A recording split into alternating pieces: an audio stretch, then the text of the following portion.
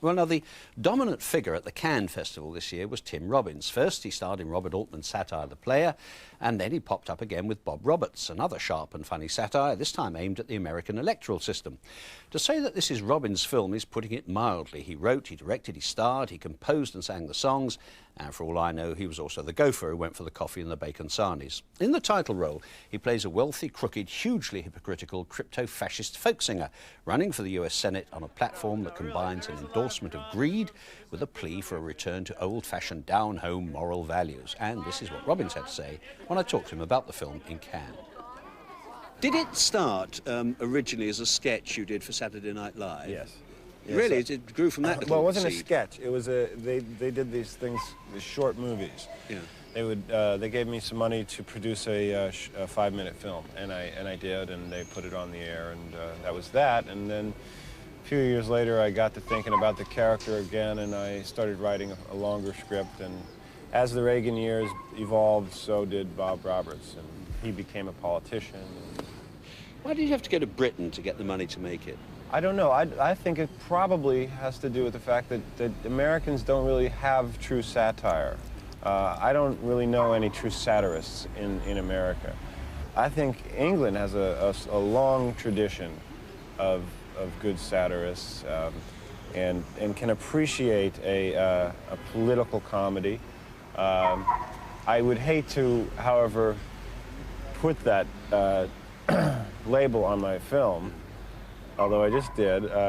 You just did. Yeah. It's very funny as well. Let's point Yeah, that out. I think certainly from what I've seen on the telly in England, there's definitely a appetite for documentary, for this kind of exploration. I find it so much more stimulating to turn the television on in England, because there's always something I can learn about. And we set this film in documentary style for a few reasons, but one of them is the limitations it puts on you, and how you must tell a story within a certain context, and you can never see the real Bob Roberts. You can only see the veiled Bob Roberts in the image. Well, the 60s are, let's face it, a dark stain on American history. At no other time has lawlessness and immorality been so widespread. You're speaking of Watergate and our invasion of Cambodia. No, I'm not.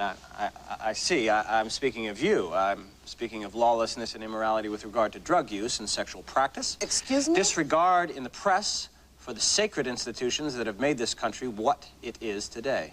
It was always my ambition from the start to make a funny film, to make a film that follows Spinal Tap as much as it follows The Candidate. And an entertaining film. There's a lot of music, there's 12 songs, there's some music videos, there's a beauty pageant, there's sex scandals. We tried to get it all in.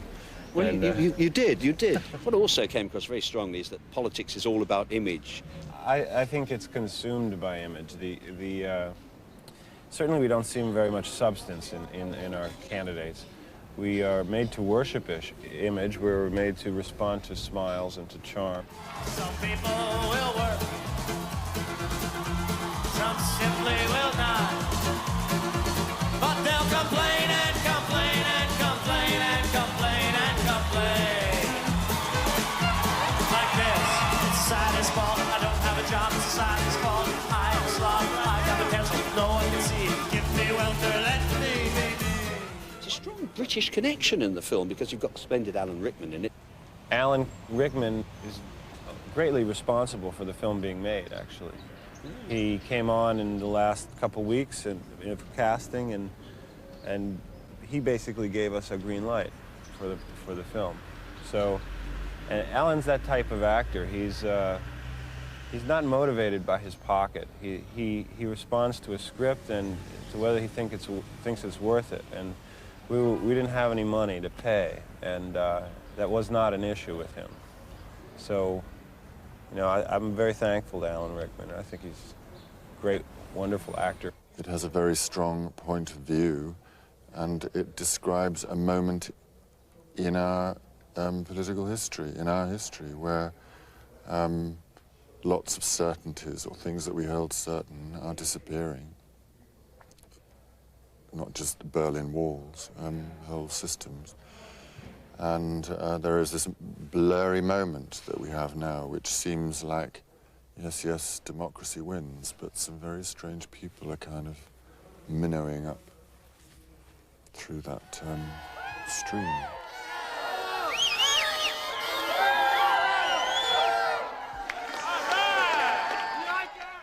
With the American presidential election, the world's most enjoyable spectator sport, reaching its climax in November, the film's release couldn't be more timely.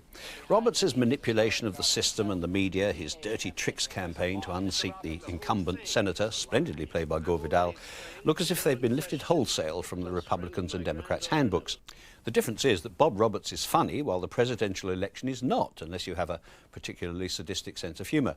The format of the film, a cod television documentary, rather like This Is Spinal Tap, about Roberts' electoral campaign, neatly underlines the fact that in politics today, as Tim Robbins says, image comes first with substance nowhere. Given the constraints of such an approach, especially the fact that we never see the characters in private moments, the performances of Robbins and Vidal, of Giancarlo Esposito as a public-spirited Rottweiler of an investigative reporter, and of Alan Rickman as Bob Roberts' slimy campaign manager are first-rate. And the film itself is so creepily convincing that if Roberts were running for president now, I don't think Bush and Clinton would have a prayer.